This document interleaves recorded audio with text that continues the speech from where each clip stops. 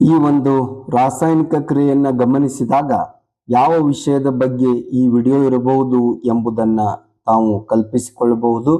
ಇಲ್ಲಿ ಉತ್ಪನ್ನಗಳಲ್ಲಿ ತಾವು ನೋಡಿದಾಗ ಇಲ್ಲಿ ಕಾಣಿಸುತ್ತೆ CaOCl2 ಅಂದ್ರೆ ಇದು ಮುಖ್ಯವಾಗಿ ಈ ಒಂದು ವಿಡಿಯೋ ಇರುವುದು ಚಲವೆ ಪುಡಿಯ ಬಗ್ಗೆ ಎಂಬುದು ನಾವು ನಿರ್ಣಯಕ್ಕೆ ಬರಬಹುದು.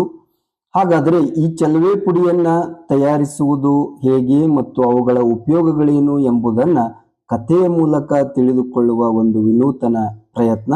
ಪ್ರಸ್ತುತಿ ರಾಜು ಭೂಶೆಟ್ಟಿ. ಕಥೆ ಹೀಗಿದೆ. ಒಂದು ಕಾಲದಲ್ಲಿ ಸ್ವಚ್ಛಪುರ ಎಂಬ ಗ್ರಾಮವಿತ್ತು.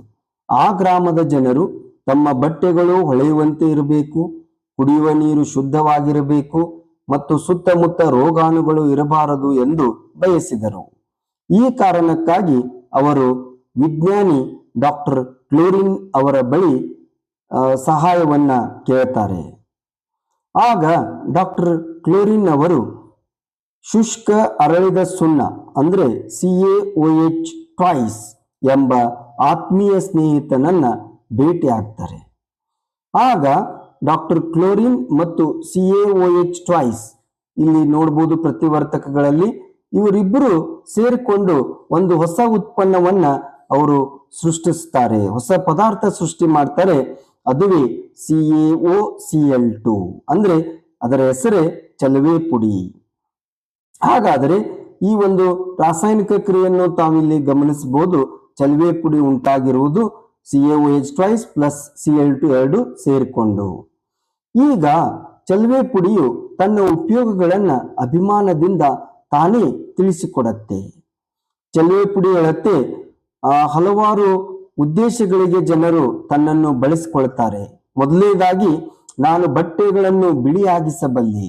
ಈ ಕಾರಣಕ್ಕಾಗಿಯೇ ಸ್ವಚ್ಛಪುರ ಊರಿನ ಧೋಬಿ ಚಲವೆ ಪುಡಿ ಬಳಸಿ ಬಟ್ಟೆಗಳ ಮೇಲಿನ ಕಲೆಗಳನ್ನು ತೆಗೆದು ಅವುಗಳನ್ನು ಹೊಳೆಯುವಂತೆ ಮಾಡುತ್ತಿದ್ದಾನೆ ಎಂದು. ನಂತರ ಕಾಗದ ತಯಾರಿಕೆಯಲ್ಲಿ ಕಾಗದ ಕಾರ್ಖಾನೆಯಲ್ಲಿ ಮರದ ತಿರುಳನ್ನ ಬಿಳಿಯಾಗಿಸಲು ನನ್ನನ್ನು ಬಳಸಲಾಗುತ್ತಿದೆ. ಇದರಿಂದ ಸುಂದರವಾದ ಬಿಳಿ ಕಾಗದ ಸಿಗುತ್ತಿದೆ.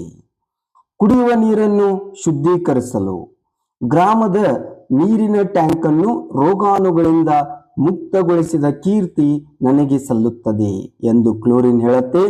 ಮುಂದುವರೆದು ಆಸ್ಪತ್ರೆಗಳು, ಶಾಲೆಗಳು ಮತ್ತು ಸಾರ್ವಜನಿಕ ಸ್ಥಳಗಳಲ್ಲಿ ಸ್ವಚ್ಛತೆ ಕಾಪಾಡಲು ಜನರು ನನ್ನನ್ನು ಬಳಸುತ್ತಾರೆ. ಅಷ್ಟೇ ಅಲ್ಲ, ಹಲವಾರು ರಾಸಾಯನಿಕಗಳ ತಯಾರಿಕೆಯಲ್ಲಿ ಉತ್ಕರ್ಷಣಕಾರಿಯಾಗಿಯೂ ನಾನು ಕಾರ್ಯವನ್ನ ನಿರ್ವಹಿಸುತ್ತೇನೆ. ಅಂದ್ರೆ ಆಕ್ಸಿಡೈಸಿಂಗ್ ಏಜೆಂಟ್ ಅಂತ ಹೇಳ್ತೇವೆ. ಈ ರೀತಿಯಾಗಿ ಹಲವಾರು ಉಪಯೋಗಗಳನ್ನ ಜನರು ನನ್ನಿಂದ ಪಡೆದುಕೊಳ್ಳುತ್ತಾರೆ. ಈ ಕಾರಣಕ್ಕಾಗಿ ನನಗೆ ತುಂಬಾ ಅಭಿಮಾನ ಎನಿಸುತ್ತದೆ ಎಂದು ಚಲವೆ ಪುಡಿ ಹೇಳಿಕೊಳ್ಳುತ್ತದೆ. ಸೊ ಈ ರೀತಿ ಇನ್ನೂ ಹಲವಾರು ಪರಿಕಲ್ಪನೆಗಳನ್ನ ಕಥೆಯ ಮೂಲಕ ತಿಳಿದುಕೊಳ್ಳೋಣ. ಧನ್ಯವಾದಗಳು.